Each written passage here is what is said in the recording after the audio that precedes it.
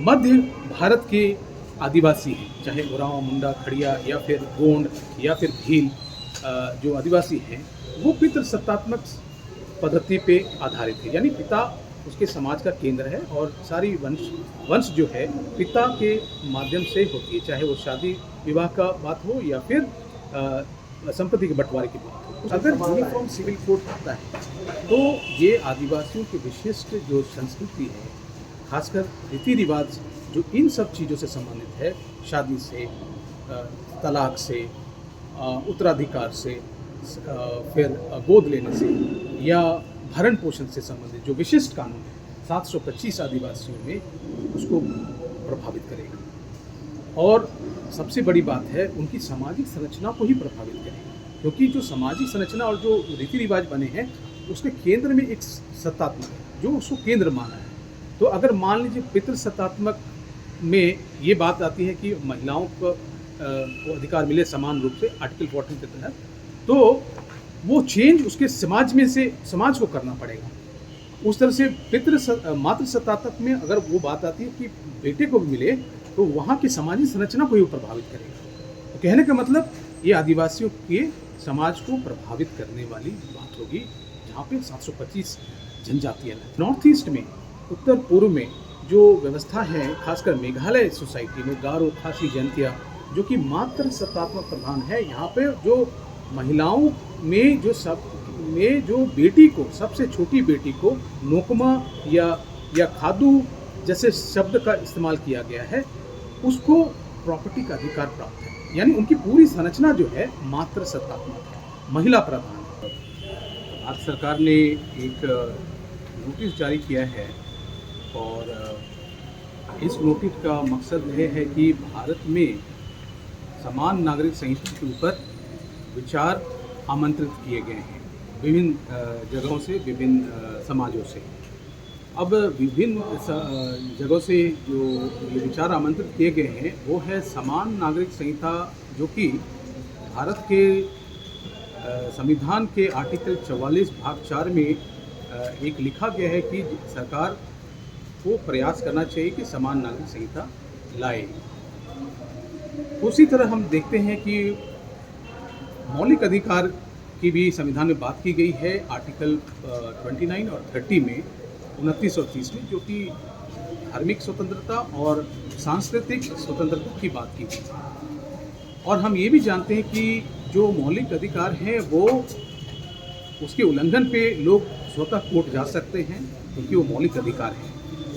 लेकिन राज्य के नीति निर्देशक तत्व एक तरह से राज्य को निर्देशन है और उसमें बहुत सारे निर्देश दिए गए हैं। उनमें से एक है यूसीसी, समान नागरिक संहिता, जिसको कि लेकर कोर्ट नहीं जाया जा सकता है। लेकिन कोर्ट लोग जाते रहे हैं, लेकिन कोर्ट ने इसको राज्य सरकार और लोक नीति के दायरे में कहकर इसको लौटाती रही है। और फिर से जैसे हम लोग देखते हैं 21वां लॉ कमीशन के बाद अभी ये विचार आमंत्रित किए गए हैं इतने कम समय में, तो ये किस तरह से समाज को प्रभावित कर रहा है, उसमें हम देखते हैं कि इसमें जो समाज है, खासकर आदिवासी समाज है, बहुत ज़्यादा प्रभावित है। 725 के लगभग आदिवासी समुदाय हैं। और पहली बात तो है कि आर्टिकल 13 में जो आदिवासी समुदाय को विधि जो है, रूढ़ी व्यवस्था जो है, उसको कानून का बल प्राप्त है। यानी इनके जो कानून अलिखित है और अलिखित होने की वजह से ये पता भी नहीं चलता है कि इनकी सामाजिक संरचना पे कौन से कानून का पालन हो रहा है। कुछ कानून लिखे गए हैं, कुछ तो नहीं लिखे गए हैं, बहुतायत में नहीं लिखे गए। और ये जो समाज है वो अपनी जो संरक्षण आर्टिकल 13 से प्राप्त करता है, उनकी विधि को बल प्राप्त हुआ है। और इस तरह से इनकी जो सामाजिक संरचना है इसी विधियों के ऊपर हुई है। जैसे जो मध्य भारत के आदिवासी हैं, चाहे उरांव, मुंडा, खड़िया या फिर गोंड या फिर भील,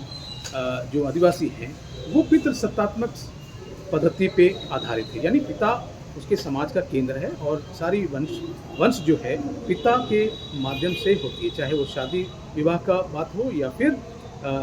संपत्ति के बंटवारे की बात हो। उसी तरह से हम देखते हैं नॉर्थ ईस्ट में, उत्तर पूर्व में जो व्यवस्था है, खासकर मेघालय सोसाइटी में गारो, खासी, जैंतिया, जो कि मात्र सत्तात्मक प्रधान है, यहाँ पे जो महिलाओं में जो बेटी को, सबसे छोटी बेटी को नोकमा या खादू जैसे शब्द का इस्तेमाल किया गया है, उसको प्रॉपर्टी का अधिकार प्राप्त है। यानी उनकी पूरी संरचना जो है मात्र सत्तात्मक है, महिला प्रधान है। इस तरह से हम देखिए कुछ समाज जो है जो ना मात्र प्रधान है ना पितृ प्रधान है, वो सुविधानुसार जैसे आपके अंडमान में या लक्षद्वीप में या केरला में मारू कत्तयम का जो व्यवस्था है वो मात्र प्रधान व्यवस्था है, लेकिन कुछ ऐसा है जो अपने सुविधा अनुसार से पितृ सत्तात्मक और मात्र। तो कहने का मतलब अगर यूनिफॉर्म सिविल कोड आता है तो ये आदिवासियों की विशिष्ट जो संस्कृति है, खासकर रीति रिवाज जो इन सब चीज़ों से संबंधित है, शादी से, तलाक से, उत्तराधिकार से, फिर गोद लेने से या भरण पोषण से संबंधित जो विशिष्ट कानून है 725 आदिवासियों में, उसको प्रभावित करेगा। और सबसे बड़ी बात है उनकी सामाजिक संरचना को ही प्रभावित करेगा, क्योंकि जो सामाजिक संरचना और जो रीति रिवाज बने हैं उसके केंद्र में एक सत्तात्मक है जो उसको केंद्र माना है। तो अगर मान लीजिए पितृ सत्तात्मक में ये बात आती है कि महिलाओं को अधिकार मिले समान रूप से आर्टिकल 14 के तहत, तो वो चेंज उसके समाज में से समाज को करना पड़ेगा। उस तरह से मातृ सत्तात्मक में अगर वो बात आती है कि बेटे को भी मिले तो वहाँ की सामाजिक संरचना को ही प्रभावित करेगा। तो कहने का मतलब ये आदिवासियों के समाज को प्रभावित करने वाली बात होगी, जहाँ पे 725 जनजातियाँ रहती है। दूसरी बात है आर्टिकल 14 जो कि समानता की बात करता है, लेकिन समानता के साथ वो कहता है कि जो अनइक्वल सोसाइटी है, आज समान जो समाज है, खासकर आदिवासी समाज समानता समाज नहीं है, उसमें बहुत असमानताएं हैं। आर्थिक रूप से भी बहुत पिछड़ापन है, सामाजिक रूप से भी बहुत पिछड़ापन है, और मानव विकास की सूचकांक में भी हम पिछड़े हैं जो डेटा बताते हैं। तो समान जो कानून है आर्टिकल 14 के हिसाब से समान लोग में इन्फोर्स किया जा सकता है, लेकिन आर्टिकल 14 के तहत समान कानून असमान लोगों के बीच नहीं कर सकते। तो आर्टिकल 14 का भी इस तरह से इंटरप्रिटेशन है कि equality before equals, not equality before unequals. इसी बात को मद्देनज़र में रखते हुए माननीय सर्वोच्च न्यायालय ने भी कुछ जजमेंट दिए हैं, और समाज की विशेष स्थिति को देखते हुए, क्योंकि लोकूर कमेटी में भी ये कहा है कि विशिष्ट संस्कृति आदिवासियों को आदिवासियत का आधार है, तो रीति रिवाज उनमें से एक कंपोनेंट है जो उसको विशिष्ट संस्कृति का आधार देता है। तो यूसीसी के आने के बाद वो विशिष्ट संस्कृति का आधार एक तरह से ख़त्म होने की कगार पे होगा, और इस तरह से वो ख़त्म होगा तो आदिवासियत भी एक तरह से चैलेंज आएगा, जो लोकूर कमेटी ने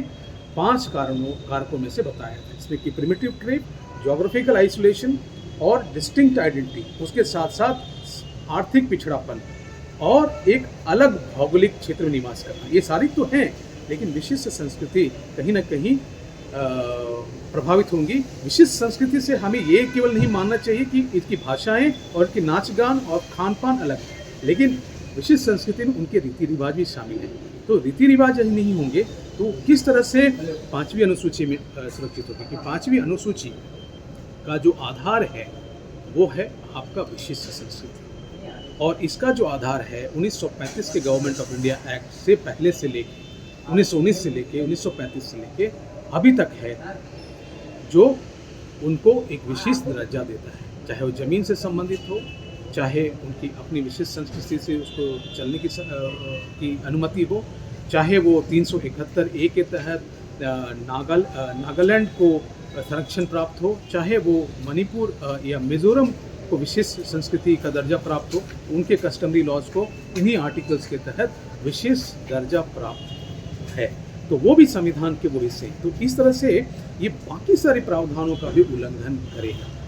जो कि नागालैंड, जो कि मिजोरम और जो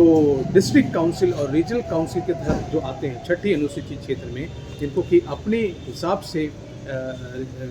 समाज को संचालन करने की बात कही गई, उसको भी प्रभावित करेगा, खासकर असम, मेघालय, त्रिपुरा और मिजोरम जैसे राज्यों में। तो इस तरह से देखें तो ये सामाजिक संरचना को के साथ साथ अन्य सारे कानूनी जो प्रावधान है संरक्षण में, उनको भी ये इस तरह से प्रभावित करेगा। दूसरी बात है जो आर्टिकल 29 और 30 में जो धार्मिक स्वतंत्रता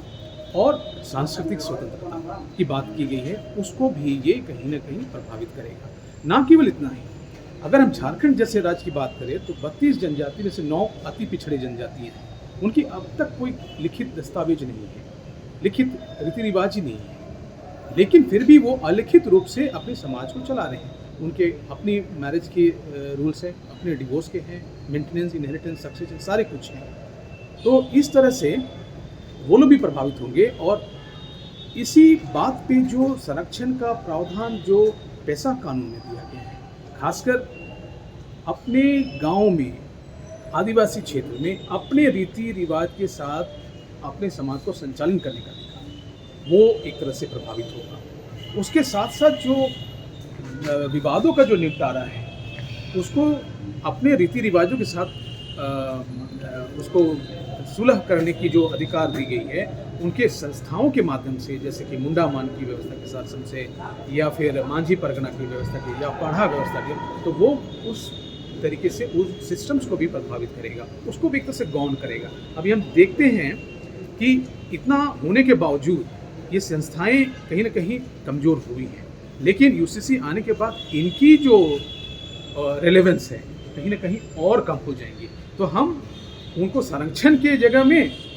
और उनको पुनर्स्थापन और सशक्तिकरण की जगह में यूसीसी के आने के साथ उसको एक तरह से उसकी जो स्थान है और कमज़ोर होगी, क्योंकि पैसा के तहत वो डिस्प्यूट रेजोल्यूशन नहीं कर पाएंगे, customary mode of dispute resolution. तो इस तरह से हम देखते हैं कि ओवरऑल ये यूसीसी जो है, जैसे पिछली लॉ कमीशन ने कहा कि ये ज़रूरत नहीं है, नेसेसरी नहीं है और डिज़ायरेबल भी नहीं है। तो अब क्या बात है कि इतने कम समय में, जब 2018 के बाद ये निर्णय आया और इतने सारे सुझावों के बाद, अब क्या सिचुएशन आन पड़ी कि इतने कम समय में 2024 के चुनाव को देखते हुए कि यूसीसी की ज़रूरत आन पड़ी है भारत जैसे विविधता परिपूर्ण देश में। और यह ना केवल हिंदू समाज में बल्कि और समाज में भी ये कानून प्रभावित करेगा, जैसे मुस्लिम्स के बीच में, या फिर ईसाइयों के बीच में, या यहूदियों के बीच में, और यहाँ तक कि हिंदू लोगों के बीच में ये कानून भी प्रभावित करेगा। क्योंकि पिछले सुझावों को देखें तो उसमें भी बहुत सारी सुझावें थी, लेकिन उस पर जैसे कि रिपोर्ट बताते हैं उस पर कोई कार्रवाई नहीं। तो पहले तो उस पर कार्रवाई होनी चाहिए, और जो कमीशन की जो रिकमेंडेशंस थी उस पर ध्यान देना चाहिए। उन्होंने कहा कि ज़्यादा से ज़्यादा कानून का डॉक्यूमेंटेशन हो और कोडिफिकेशन हो, और उसमें जो